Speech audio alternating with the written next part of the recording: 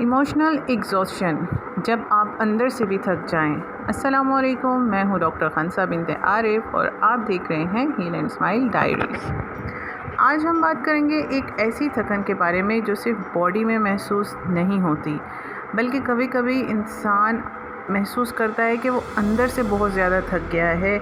इसे हम emotional exhaustion कहते हैं। कभी कभी आप महसूस करते हैं कि आप पूरी रात सोए भी हैं, लेकिन जैसे ही आप सुबह उठते हैं आपको ऐसे लगता है आपके अंदर एनर्जी नहीं है या बहुत कम है या ना होने के बराबर है। आप अपने डेली टास्क कर रहे हैं, फैमिली का ख्याल रख रहे हैं, काम कर रहे हैं, सबके साथ नॉर्मली बात भी कर रहे हैं, लेकिन अंदर से लगता है बस अब मुझ में और एनर्जी नहीं है। अगर आपने कभी ऐसा फील किया है तो आप अकेले नहीं हैं, ठीक है। आप इमोशनल एग्जॉशन को सफ़र कर रहे हैं। इमोशनल एग्जॉशन बेसिकली है क्या? हर थकन सिर्फ नींद की कमी नहीं होती, ठीक है। कभी कभी हम इमोशनली इतना कुछ कैरी कर रहे होते हैं कि हमारा माइंड कॉन्टीन्यूसली थका हुआ रहता है, ठीक है। स्ट्रेस, रिस्पॉन्सिबिलिटीज़, कॉन्स्टेंट वरिंग, दूसरों की expectations, relationship problems, financial pressure या फिर अपनी फीलिंग्स को बार बार सप्रेस करना या दबाना, ठीक है। ये सब इमोशनल एग्जॉस्टिंग होते हैं और हो सकते हैं, ठीक है। और इंटरेस्टिंग बात यह है कि इमोशनली एग्जॉस्टेड बंदा हमेशा ऑब्वियस नहीं होता, ठीक है। कभी इंसान स्माइल कर रहा होता है, अपना काम भी कर रहा होता है, लेकिन अंदर से वो कम्प्लीटली ड्रेन्ड होता है, ठीक है। हर थकन नींद से दूर नहीं होती।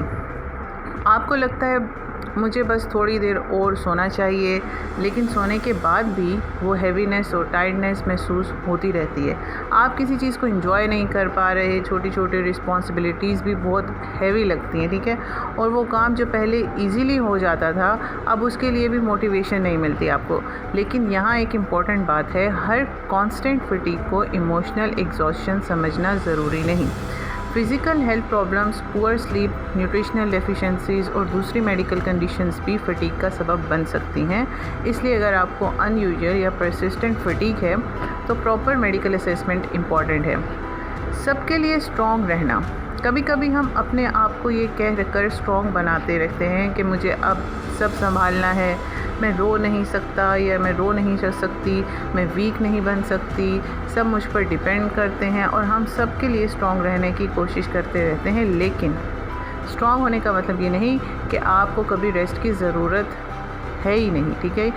आप भी इंसान हैं, आपके भी इमोशंस हैं, आपकी भी एक लिमिट है। और अगर आप हर वक्त अपनी फीलिंग्स को इग्नोर करते रहेंगे तो एक वक्त पर आपका दिमाग और बॉडी दोनों कह सकते हैं अब मुझे ब्रेक चाहिए। इसलिए अपने इमोशंस को इग्नोर करने के बजाय उन्हें रिकग्नाइज़ करना सीखें।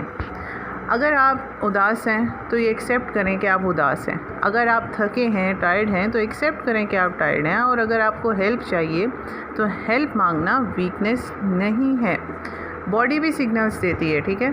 इमोशनल स्ट्रेस का अफेक्ट कभी कभी हमारी बॉडी पर भी नज़र आ सकता है, जैसे मसल टेंशन, नेक और shoulder tightness, headache, sleep disturbance, irritability, low energy, concentration में डिफ़िकल्टी या फिर हर वक्त रेस्टलेस फील करना।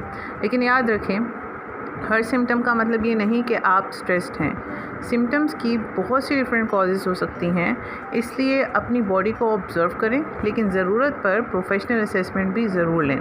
आपकी बॉडी आपकी दुश्मन नहीं है, कभी कभी वो सिर्फ आपको सिग्नल दे रही होती है कि थोड़ा स्लो डाउन कर लो, ठीक है। रेस्ट वीकनेस नहीं है।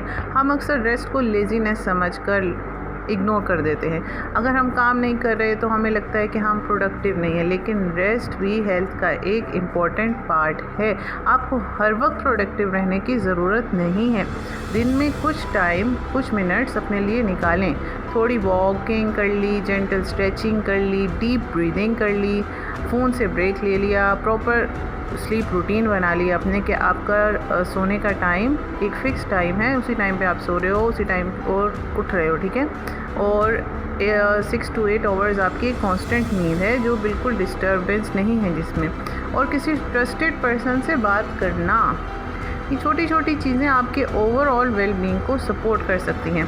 और सबसे इम्पॉर्टेंट, रेस्ट लेने के लिए आपको पहले कम्प्लीटली एग्जॉस्टेड होने का वेट नहीं करना चाहिए, ठीक है। रेस्ट प्रिवेंशन भी हो सकता है, आप प्रिवेंशन के तौर पे भी रेस्ट कर सकते हो, सिर्फ रिकवरी के लिए नहीं करते रेस्ट, ठीक है। ख़ुद को भी केयर दें। आप जिस तरह अपने फैमिली मेम्बर्स का ख्याल रखते हैं, जिस तरह अपने फ्रेंड्स की प्रॉब्लम सुनते हैं, जिस तरह सबको सपोर्ट करते हैं, कभी कभी ख़ुद से भी वही काइंडनेस करके दिखाएं तो सही। ख़ुद से पूछें मैं कैसा हूँ, मैं कैसी हूँ, मुझे इस वक्त किस चीज़ की ज़रूरत है, और जवाब को इग्नोर मत करें। अगर जवाब है मुझे रेस्ट चाहिए तो रेस्ट करें, अगर जवाब है मुझे किसी से बात करनी चाहिए तो किसी ट्रस्टेड पर्सन से बात करें। और अगर आप फील करते हैं कि इमोशनल एग्जॉस्शन, एंजाइटी, स्ट्रेस या लो मूड आपकी डेली लाइफ को सिग्निफिकेंटली अफेक्ट कर रहा है तो क्वालिफाइड हेल्थ केयर या मेंटल हेल्थ प्रोफेशनल से गाइडेंस लेना एक इम्पॉर्टेंट स्टेप हो सकता है। मैं हूँ डॉक्टर खानसा बिनते आरिफ। अगर आप फिज़िकल या मेंटल हेल्थ के हवाले से ऑनलाइन प्रोफेशनल गाइडेंस चाहते हैं तो व्हाट्सएप 0333095074 पर कांटेक्ट कर सकते हैं। और आज की वीडियो से सिर्फ एक बात याद रखिए, आपको सबके लिए स्ट्रॉन्ग रहने की ज़रूरत नहीं है, कभी कभी ख़ुद को भी संभालना ज़रूरी होता है। अगर ये वीडियो आपको रिलेटेबल लगी हो तो इसे किसी ऐसे शख्स के साथ शेयर करें जो खामोशी से इमोशनल एग्जॉस्शन का सामना कर रहा हो। हील एंड स्माइल डायरीज़ को सब्सक्राइब करें। मिलते हैं एपिसोड 6 में, तब तक अपना ख्याल रखिए। अल्लाह हाफ़िज़।